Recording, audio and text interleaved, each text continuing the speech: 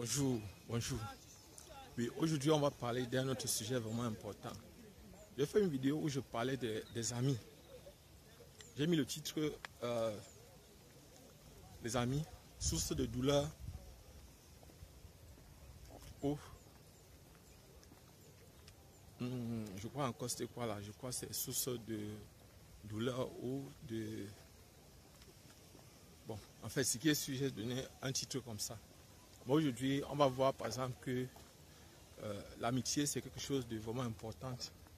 C'est une chose qui est vraiment importante. Ne voyez pas comme je parle peut-être pour attirer votre attention sur l'aspect négatif de l'amitié. Mais l'amitié a beaucoup de choses positives. Donc, en fait, ce qu'il faut savoir, c'est que lorsque vous avez des amis, vous n'êtes pas seul. Vous avez des gens avec lesquels vous pouvez dialoguer. Et vous ne pouvez pas être dans les situations critiques. C'est-à-dire, vous voyez parfois une personne qui est là, elle tente de se suicider. Si vous avez des vrais amis, vous ne ferez jamais ça. Parce que vous aurez toujours au moins un d'entre eux qui aura toujours tendance à vous écouter. Parfois, on a besoin d'une oreille attentive. Même si elle ne donne pas de bons conseils. Même si parfois, on se sent isolé du reste du monde. Moi, je crois que l'amitié, c'est quelque chose de primordial. Moi, j'ai eu des amitiés quand j'étais au lycée. Quand j'étais petit, j'avais des très bons amis. Et c'est vrai, quand je dis très bons amis, c'est limité toujours. Parce que ces amis, parfois, tu ne les connais pas véritablement. Donc, et franchement, mais moi, je crois que c'était vraiment mes amis. C'était des personnes à qui je pouvais me confier et qui pouvaient aussi se confier à moi, sans problème. Donc, moi, je crois que c'était véritablement mes amis.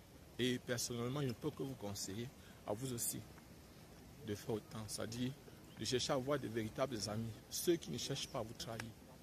Et ce n'est pas facile de le faire parce que la plupart du temps, vous avez vu, il y a un musicien que j'aime beaucoup, que j'aimais beaucoup et que j'aime beaucoup, que j'aimais beaucoup même, monsieur Tumba Minka. Celui qui chantait, tu lui donnes ta maison, il vient, il prend ta femme. Donc voilà par exemple des choses que les gens ont l'habitude de faire et qui n'est pas toujours positif. L'amitié, ce n'est pas une chose facile, ce n'est pas un long fleuve tranquille.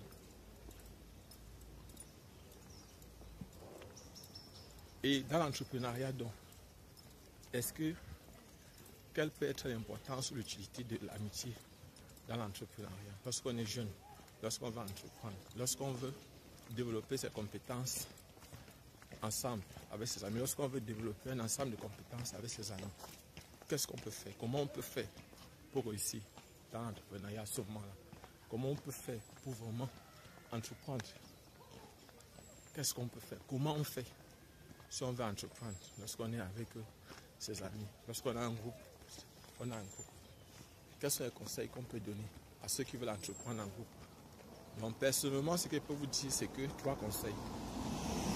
Si vous avez des amis et que vous voulez entreprendre ensemble, la meilleure des choses, c'est toujours, lorsque c'est dans le domaine du business, de décrire, de définir les limites de chacun, de définir clairement ce que vous allez faire ensemble. C'est de dire quel est le rôle de chacun et d'avoir comme un contrat écrit qui existe entre vous. Sinon, certains vont travailler, d'autres ne vont pas le faire. Et à la fin, chacun va vouloir simplement qu'on partage l'argent. Et qu'au niveau de l'argent, vous allez toujours avoir des conflits. Vous n'allez jamais vous entendre ou bien vous comprendre correctement. Donc, et là, par exemple, tant que vous ne vous décidez pas de faire quelque chose de sérieux, ou encore, bonsoir, bon. Donc, si vous ne vous décidez pas de faire quelque chose de sérieux, vous n'allez pas vous en sortir. Parce que si vous ne décidez pas, vous ne décrivez pas, par exemple, quelles sont les limites de chacun, quelles sont, par exemple, les compétences de chacun, à quel niveau, par exemple, chacun doit. Il y a un niveau qu'il ne faut pas déborder. Et là, si vous ne mettez pas les limites, vous devez dire à chacun, par exemple, je prends un exemple, vous êtes peut-être 3 étudiants qui décident peut-être de faire un champ de manioc. En fait, vous devez vous asseoir. Est-ce qu'il y a quelqu'un qui a, par exemple, le champ? Est-ce qu'il y a quelqu'un, l'argent, tout ça? Mais vous ne devez jamais accepter qu'une personne vienne, par exemple, avec tout, une fois. Sinon, vous autres, vous serez simplement ses employés.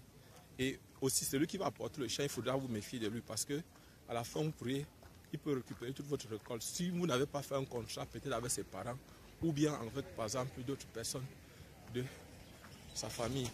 Donc, vous ne devez pas vous limiter à faire votre contrat uniquement avec cette personne. En tout cas, si vous êtes en groupe, vous devez toujours vous arranger à ce que, par exemple, vous devez toujours chercher à vous arranger de telle sorte que le contrat soit bien. Et il faut faire attention parce qu'il y a beaucoup de gens qui sont fait lobby. Vous partez par exemple quelque part, vous prenez un champ, vous mettez à travailler dans le champ et à la fin maintenant, au moment des récoltes, la personne qui avait le champ vous dit carrément que non, on ne s'est pas entendu avec lui, il n'était même pas informé, lui n'était pas au courant, et qui n'a jamais été au courant, il ne comprend pas ce que vous faites dans son champ. Comme ça, il vous se met à la fin. La meilleure des choses, c'est que dès le départ, vous devez vous entendre. Et je dis bien, vous devez faire des contrats, même si vous êtes des amis. Parce que c'est dans ce genre de choses, quand on entreprend ensemble, que l'amitié disparaît. Et les amitiés fortes se consolident. Et vous devez apprendre à gérer. On ne mélange pas l'amitié et le business. C'est deux choses totalement différentes. Parce que lorsqu'on veut faire le business, chaque personne qui est dans le business, soit un employé, soit quelqu'un qui va apporter quelque chose. Il n'y a pas de spectateur dans le business, pas de spectateur. Tout le monde est là, tout le monde doit être acteur.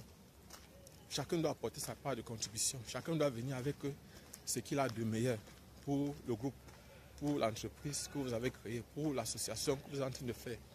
Donc, personnellement, je ne peux que vous encourager dans ça. Vous devez vous organiser. J'ai pris par exemple un exemple de 3 personnes. Une personne peut venir avec le terrain. Quelqu'un peut dire que ma part c'est le terrain. Nous on a le terrain. L'autre peut dire que bon, ma part c'est peut-être l'argent. L'autre peut dire que ma part ce sont les instruments qu'on va utiliser. Je connais là où il y a un caterpillar. Peut-être c'est mon oncle qui possède peut-être un tracteur. Voilà par exemple. C'est-à-dire une personne vient avec l'argent, l'autre vient. C'est comme ça une contribution. Chacun vient avec sa part. C'est pas obligé que tu viens avec l'argent. Non. Tu peux ne pas avoir l'argent mais avoir le terrain. L'autre peut avoir par exemple l'engin ou la voiture.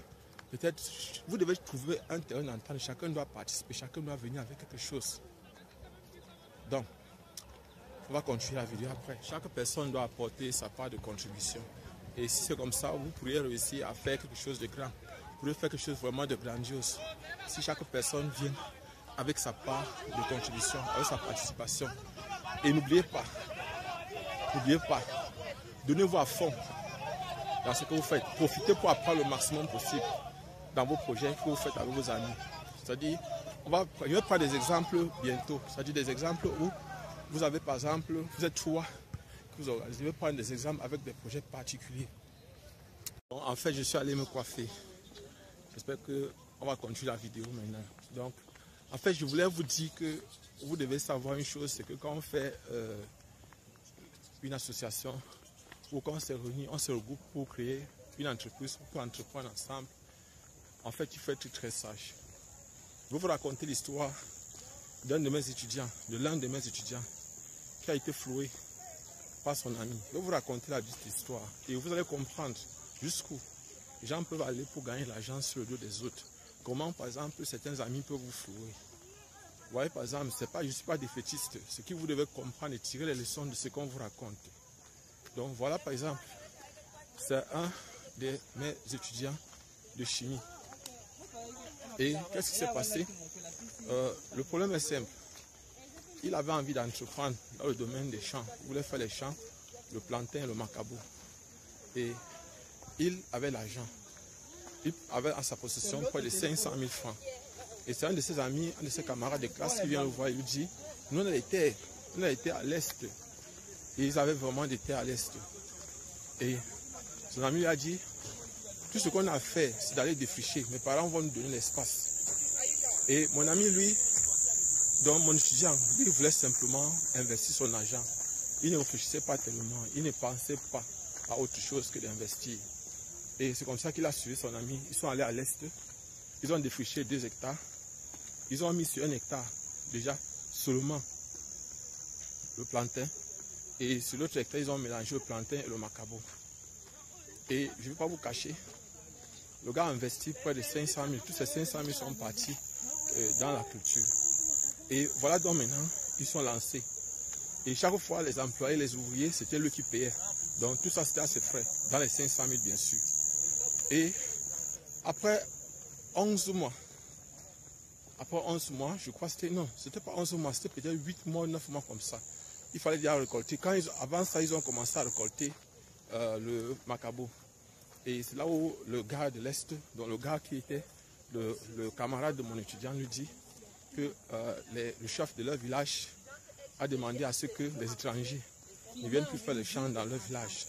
Et que maintenant, pour avoir l'espace, il faut avoir son autorisation. Or, vous voyez par exemple, et lui, son ami a vendu le macabo. Il lui a donné, je crois, il m'avait parlé de 700 000 francs. Il avait eu un petit bénéfice de 200 000 francs. Et quelques temps après, il a vu son ami qui roulait déjà dans un taxi. Donc son ami avait acheté un taxi et il a été véhiculé désormais. Donc ça veut dire qu'il avait réussi à vendre par exemple les fruits de son champ, c'est-à-dire le plantain et tout le macabo. Et voilà alors la fin, en réalité de l'histoire c'est que quoi? C'est que mon étudiant est sorti perdant là-dedans. Bon, pas perdant véritablement, mais il devait gagner plus parce que s'ils avaient vendu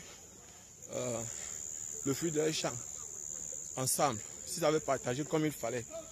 Bon, en fait, dans l'entrepreneuriat, il doit attirer votre attention. Il ne faut pas avoir l'esprit d'escroquerie ou bien l'esprit de vouloir frapper l'autre, de vouloir utiliser l'autre pour gagner de l'argent.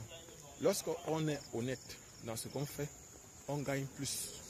Parce que imaginez un instant aujourd'hui, vous êtes entrepreneur, vous êtes en Afrique. Ceux qui sont de la diaspora sont en train de chercher des personnes honnêtes avec lesquelles traiter ici en Afrique. Imaginez un instant que si vous êtes malhonnête, ce qui est sûr, ça part de bouche à oreille. Vous serez discrédité. Et là, par exemple, ce qui est sûr, c'est que vous allez perdre la majorité de vos clients. Si vous n'êtes pas crédible, si vous n'êtes pas honnête, si vous n'êtes pas droit dans ce que vous faites. Donc, vous voyez, par exemple, la moralité de l'histoire dont je vous racontais tout à l'heure, c'est que mon étudiant, à la fin, est sorti perdant. Il a compris la leçon, il a retenu la leçon. Tout ce qu'il aurait dû faire, c'était d'aller lui-même, soit acheter le terrain, soit le louer.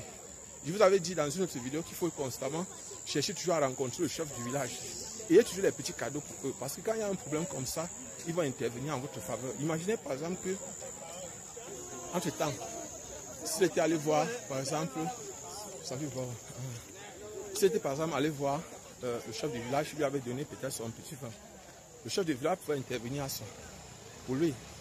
Or, bien après, quand il s'est renseigné, son ami avait mis le cacao partout dans le champ. Ils avaient planté sur les 2 hectares le cacao partout. Donc l'idée c'était de mettre le cacao, mais son ami n'avait pas l'argent pour investir. Et il a donc utilisé mon étudiant pour pouvoir mettre sur pied ces 2 hectares de cacao. Et voilà aujourd'hui, mon étudiant a retenu la leçon. Mais ce qu'il faut savoir, c'est que mon étudiant, c'est un entrepreneur qui ne se décourage pas. Mais l'étudiant ne se décourage jamais. Quand on entreprend, c'est jusqu'à la gare. Donc, ce que je veux vous dire, c'est qu'il faut simplement être prudent. Être prudent chaque fois qu'on entreprend. Donc voilà ce que moi je peux vous dire là-dessus. Abonnez-vous. Partagez la vidéo le maximum possible. Je vais arrêter la vidéo comme ça.